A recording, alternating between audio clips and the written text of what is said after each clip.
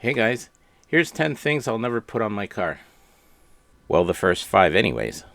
One would be rear discs. Why? Some kits don't have any handbrake cables, and others are based on the Mustang 2 with the lever style. And some have a drum within the rotor. I still believe the original manufacturer's brakes are the best way to go. The car came with 10-inch, 11-inch drums. They're easy to maintain. They're easy to take parts off of. I don't have to worry about anything. And they generally run flawlessly for a long time. And the fourth point I would like to make, I don't have to play with the proportioning valve. I know the pressures between the front and the back of the car are as the factory set them out. And it's going to be right, or as right as it could be. The second thing I would never put in my car is a spool or welded gears. For the simple reason, this makes the car a little bit unpredictable. It's hard on drive components and hard on your tires. Limited slip units can be bought through like Diff Doctor and all these places all over the place. So there's no real reason to do it. And this is a street car. If you're building a drag racing car or a car for a specific purpose to get this traction, yes, that's fine, but you're not on a public road. The third thing that I would not put on my car is drag racing wheels, like weld wheels, for an example. Not that weld wheel doesn't make a great wheel, and they don't look great, but they're meant for drag racing, so they're light. They're not DOT approved. They're not meant to hit potholes. I've heard guys that run these things over time, they get cracks in them, they warp.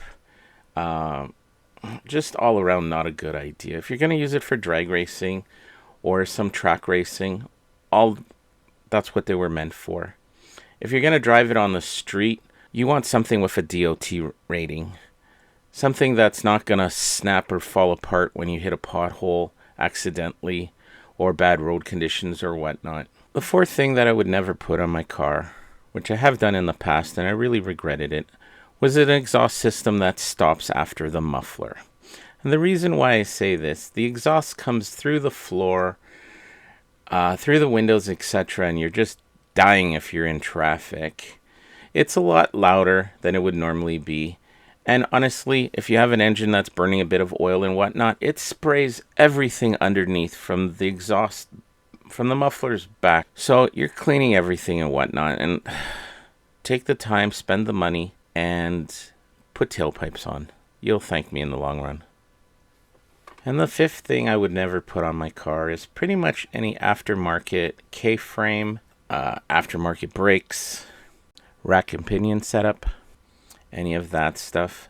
For taking your car to a couple shows, going regular cruises, driving, the odd burnouts, having fun, your front brakes and suspension is more than capable of handling all that stuff.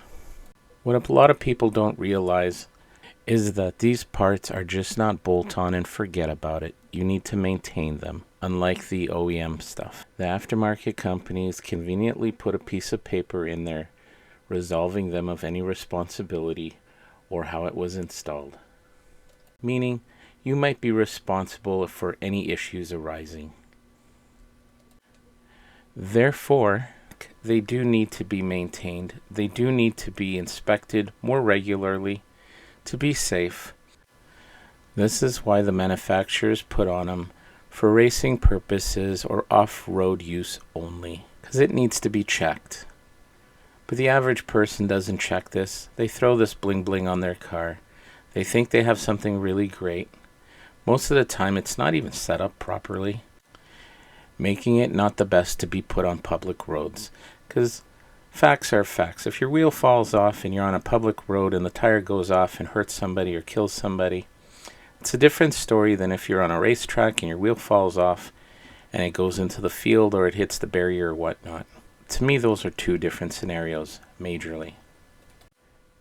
When I was 16 and getting into cars really heavily, Raymond pulled me aside and he told me this, and this stuck with me pretty much all my life so far.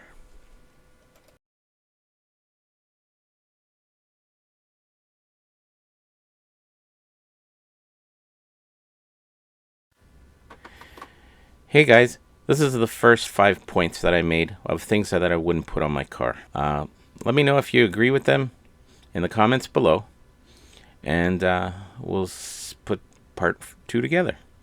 Talk to you soon. Bye.